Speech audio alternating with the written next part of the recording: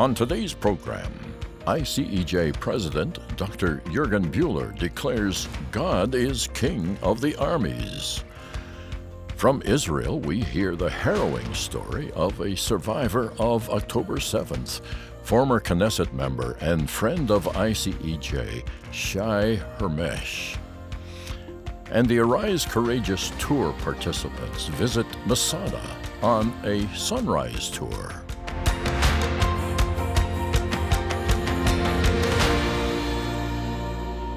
The Lord is king over all this earth. There's nothing excluded from his kingship here on planet earth, and this is good news. And also the word of God proclaims the king of all the earth, the Lord of the Bible, the King of kings and the Lord of lords, as the God of the armies. That means he's a God who is under his control, a big army of warriors and fighters. And in Psalm 149, this is very beautifully explained. He says, "Let Israel be glad in his maker, and the children of Zion rejoice in their king. For the Lord takes great pleasure in his people. He adorns the humble with salvation. Let the godly exalt in the glory, and let them sing for joy on their beds. Let the high praises of God be on their throats, and the two-edged sword in their hands, to execute vengeance on the nations and to bind their kings with chains." Now, to be very clear that what this verse is speaking about, the Apostle Paul says our battle is not against flesh and blood. It's not against physical people, and it's not a war that is carried out with physical weapons. But the Word of God tells us clearly that the weapons of our warfare, they are mighty in battle, but they are spiritual weapons.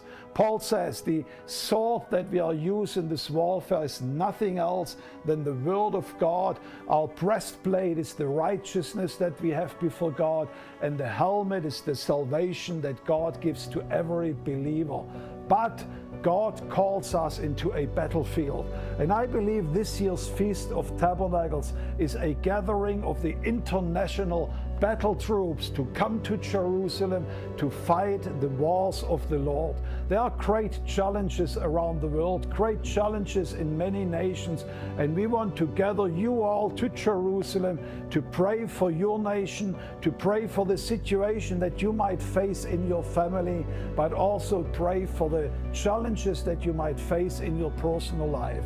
As we are gathering in Jerusalem, there will be one day that is particular, separated for prayer for the nations. Most importantly, we will pray for a mighty revival in your country. And might there be any spiritual forces that will hold back the revival in your country, we will address them in prayer right here in the city of the great King.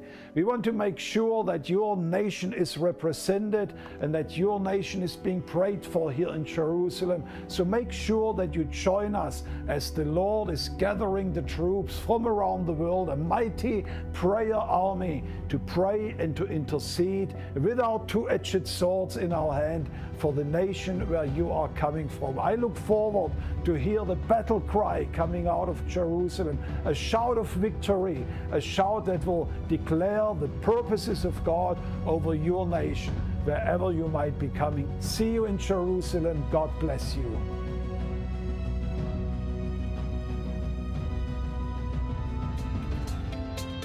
Hi, I'm Donna Holbrook, National Executive Director of the International Christian Embassy, Jerusalem in Canada, and I want to welcome you as our viewers. We're in Capernaum for the 42nd Feast of Tabernacles with the ICEJ, and we are here with all the nations, and you're watching online perhaps, and for even more nations who couldn't come in person. But we have 2,000 pilgrims here. We had opening night on the Galilee. It was sensational. We joined people from ICEJ, Ireland, Zimbabwe, USA, all over, and our brothers and sisters are here. They're having a wonderful time, some for the first time and some for return trips, and many Canadians. So I would wish that you could come and have your experience during the Feast of Tabernacles, being in the land being where we're in the ministry of Jesus right here, where 70% of his ministry was done in on these shores of the Galilee. And I just want to thank you as our friends and our listeners that one day, if you haven't been here, that you will come with us and partake. Thank you. Deuteronomy chapter 20, verses 2 through 4. So it shall be, when you are on the verge of battle, that the priests shall approach and speak to the people, and he shall say to them, Hear, O Israel, today you are on the verge of battle with your enemies. Do not let your heart faint. Do not be afraid. Do not tremble or be terrified because of them. For the Lord your God is he who goes with you, to fight for you against your enemies, and to save you.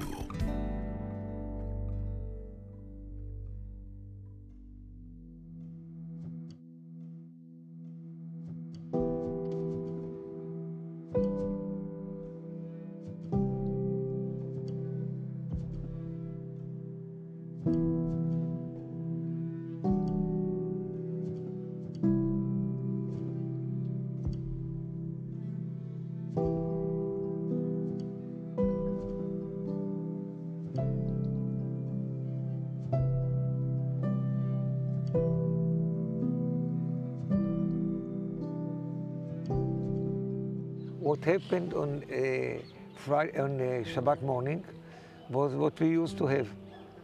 A heavy attack, more heavier than we know before, but we know what to do. All the families, everyone, single families, rushed to the shelter room, everyone in his apartment.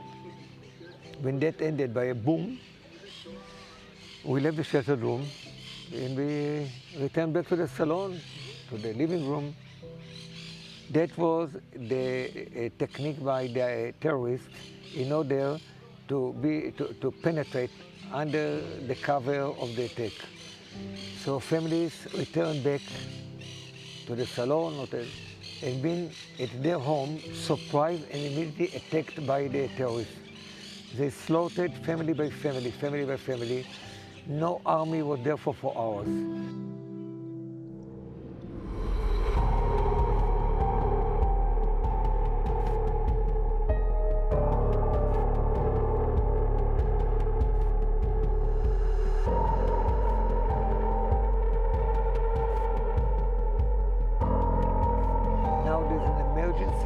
Unit in every kibbutz that used to have rifles in order to protect until the army joined it. So the first, I say, protected wall crashed down. I don't know whether the first or the second. I think the first one is the border, which we can. It's we are still under shock how it happened. Israel invests 5 billion shekel on that buffer, and that fell down in 30 minutes. But that's not our story. When they arrived, they met our security staff. They broke through the front gate? It's more complicated. Yeah. They've been so sophisticated that part of them were running in the roads and start shooting and killing families. That was just on the beginning. Now they put an ambush in the gate, and when the first unit of army arrived there, they shoot them and 4 of the soldiers have been killed. So also penetrating by the army to the yard of the kibbutz become under fire, risky, and they've been surprised because the army knows that it's going to open the gate and he penetrated there. He could not imagine that one unit of the terrorists putting an ambush on the gate. So the gate was then open and they could come in and... They come in under fire and 4 of the soldiers have been killed. What we've done, every one of us returned back to the sheltered room, closed the door. We'll talk later on. Do they lock from the inside or not? I think some Immediately we'll see how unprepared and unknown have been all of us, how naive we have been all of us. Then start running voice of emergency on the WhatsApp group of the kibbutz. Calling for people, terrorists are in our house, shooting, breaking, talking Arabic. We are in the sheltered room. We are afraid they are going to break into, and they try to break into. Now the system with the sheltered room was just the opposite. It means it enables opening the door from outside. It enables opening the window, the air window from outside. Once I asked it years ago, just by naive, and he told me it should be like that because if the sheltered room will be attacked by a heavy mortar shell, and there will be casualties there, wounded people or fire, you need that someone will enable you to escape.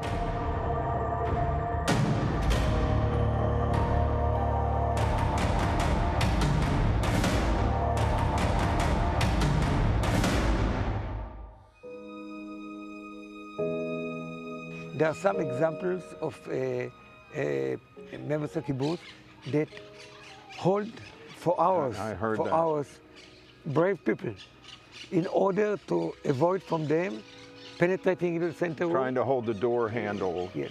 Keep it shut. Some places succeed to do it. Some places they fail, and some places they fail, but the people have been bonded because they shoot with a Kalashnikov to the lock of the door. And people hold it there and got the bottles. Everyone was calling for help, and no one could help. רוצים להיות כל הזמן עם התושבים שבדרום, תושבת בארי, איילת, על קו הטלפון? איילת, נכון? כן. מה קורה איתך? מנסים לפרוץ לי הביתה עכשיו, מחבלים. ואין פה אף אחד, ואין פה צבא, ואין אף אחד שעוזר לנו, ואנחנו לא יודעים מה לעשות. אין פה כלום, אני עם 2 ילדים קטנים בממ"ד ועם בעלי. ואף אחד לא כאן כדי לעזור לנו, למה אף אחד לא בא? למה לא בא אף אחד? אין פה אף אחד, רק המחבלים פורצים לנו לבתים והורגים אותנו ושורפים לנו את הבתים, ואף אחד לא בא. אין פה אף אחד. אף אחד לא עוזר לנו. איילת, עם מי את שם? הבנתי עם בעלך והילדים. כן. אני עם 2 ילדים קטנים בממ"ד. הבת שלי רעבה ואין לי איך להאכיל אותה.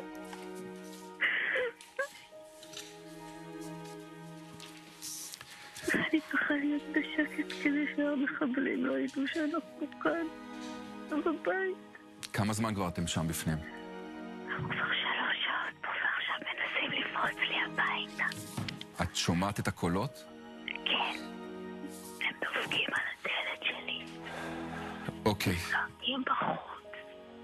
אנחנו נהיה איתך בקשר. נחזק את ידייך. תודה. תודה. ביי.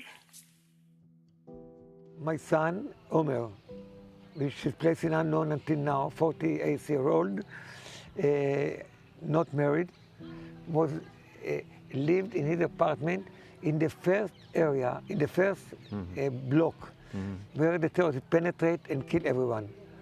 He heard noise. He go to the window and move the curtain, and he told me, Abba, I see 3 black people running and shooting, and I'm wounded. And he sent a picture that the blood on his hand. I said, Father, don't worry. It's all destroyed around. The blood is nothing, and I'm escaping to the safety room. My son is missing. He's not.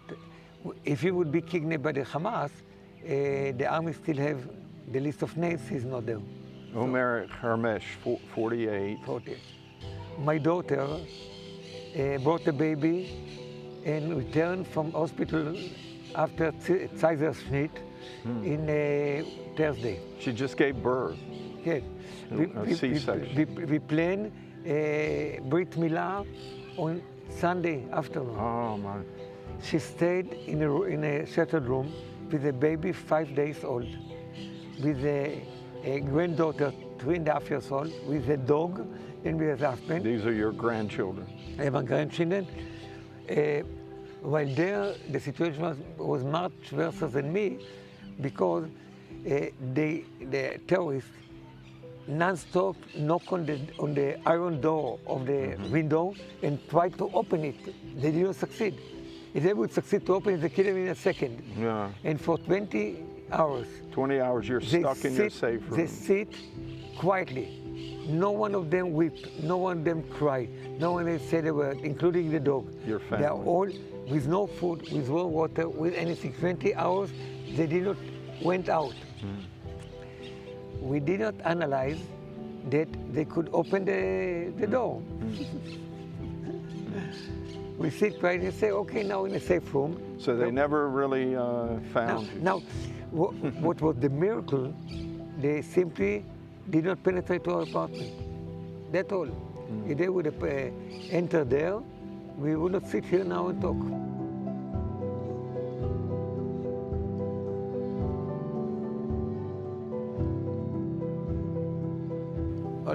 So your house is destroyed because they were using it as a stronghold, and Exactly. it's too We don't risky to try and storm it. All got lost. 60 years of collecting and building an apartment, albums, memories, pictures. I'm not talking about valuable properties. I don't care about it. But the whole story of the family now, all the memories, is now under the ruins.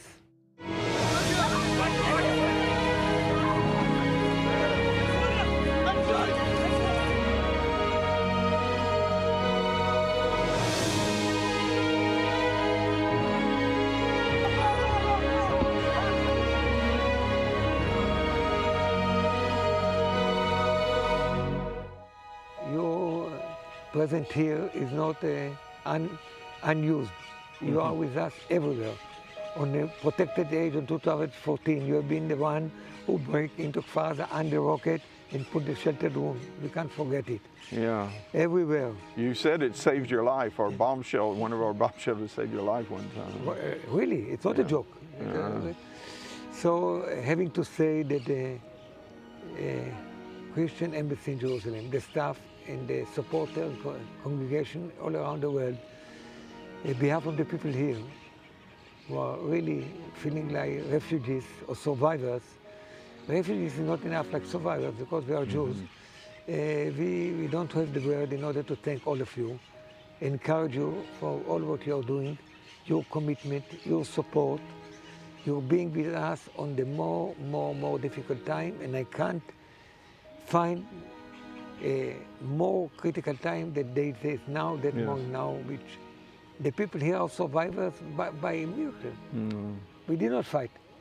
I never met such a situation, and I've been under risk, under fire, under death. What I find in that 20 hours, it's a trauma that will take years for us to recover and understand the impact of that, of us, of our children, of our grandchildren, of next generation.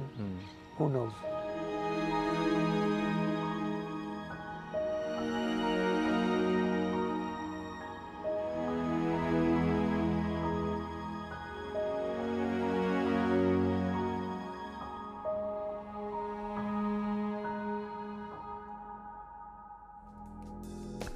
Up next, members of the Young People's Arise Courageous Tour experience sunrise on the top of Masada.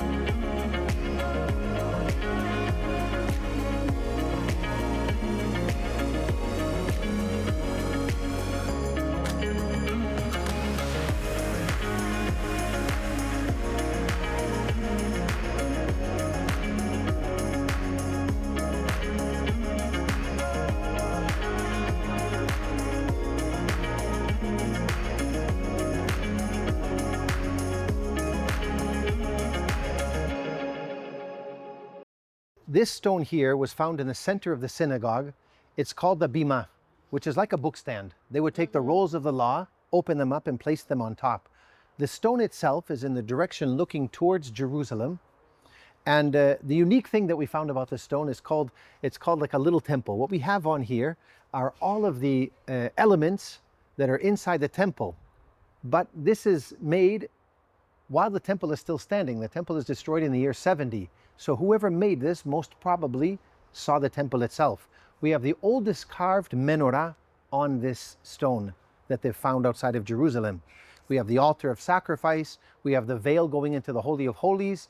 And then we see also the chariot with the flames below it, which depict the heavenly presence of God in his throne in heaven, which descends into the temple and takes place in the Holy of Holies inside the temple. So this is it's a unique piece. Nothing else has been found like this. Along with this, we find inside the synagogue mosaics and frescoes. So it's the only synagogue in the first century that they've found now, up until now, that have mosaics, that have frescoes, then it has this stone inside of it. And we found also inside the synagogue a coin from the year 29. So that puts us into the time of the public life of Jesus in this synagogue here. So it makes the synagogue very unique and a very special place, archaeologically, but also spiritually. Hi, I'm Donna Holbrook, National Executive Director of the International Christian Embassy, Jerusalem, Canada. And I'm happy to say that we're in Israel at Rahavot at the Chaim Weizmann Institute property. He was the first president of the State of Israel. This is my segue to the Shomer, Keep of Israel, estate giving. And we had one example I'd like to share with you. Audrey Ruth Peer was one of our members who came to know about the work of the ICEJ in bringing comfort here. And she passed away as an only child and with no children of her own. She had two regrets in her life. One was that she didn't have children, and the other one that she never came to the land of Israel. So when she passed away, she left an estate, part of an estate, which was, and we've had several people give, but I talked to her friend Pat, who she knew for about 60 years, and I wanted to make certain that the funds that she had given to us would be used in a way that she would have wanted. It was not designated. So I had a list of the ICEJ aid, the long-term, the short-term, the emergency kinds of funds. I shared it with her friend Pat. What do you think Audrey would like, how we use her funds? And so it was decided, we went through the list and it was decided that they met, I should add that they met at the University of Toronto in the music department. And so music was important to her, children also important to her. And so we undertook the fund and we divided it 4 ways equally. And it went to a petting zoo for children, for orphan boys near Tel Aviv. It also went to build 2 new music rooms at Bet Yosef up at Haifa, which is a very large community center. We also helped to complete a playground for another orphanage to the south of Israel. And then it enabled us to research for Christian young adults. This is a legacy that one of our members left, and I want to tell you how carefully we administer that. And her name, even though she was never in Israel, her name is in the land on those 3 projects, and it continued for 5 years on our scholarship for Christian leaders who have never been to Israel, who are in the age group of 17 to 30, roughly. And so now we have had 5 years, times 6, 30 scholarship. These are new ambassadors back to Canada who are sharing their love of Israel and their understanding for the Jewish people. Would you consider being a Shomer, Keep of Israel, in your state giving? And if you have mutual funds or securities, those will benefit projects that are here in Israel to the maximum, because the capital gains is not, won't be administered on those securities. So it becomes a bigger gift, and that leaves a wonderful legacy here in Israel. I'd like to thank you. Thank you for joining us today. And be sure to visit our website at www.icej.ca or call us at 1-866-324-9133. And for our Canadian residents, be sure to ask for your free Canada-Israel pin. Through your contributions to ICEJ Canada, you can participate by giving to Haifa Home for Holocaust Survivors, Women at Risk Red Carpet Project, Operation Life Shield Bomb-Proof Shelters, Mentoring Programs, Aliyah Support, Children's Projects, Israel in Crisis, Israel Aid, Magan David Adam Emergency Services, Christian Friends of Yad Vashem, Scholarships for Young Adult Leaders, ICEJ Canada Media Fund, Gift Estate Securities Fund.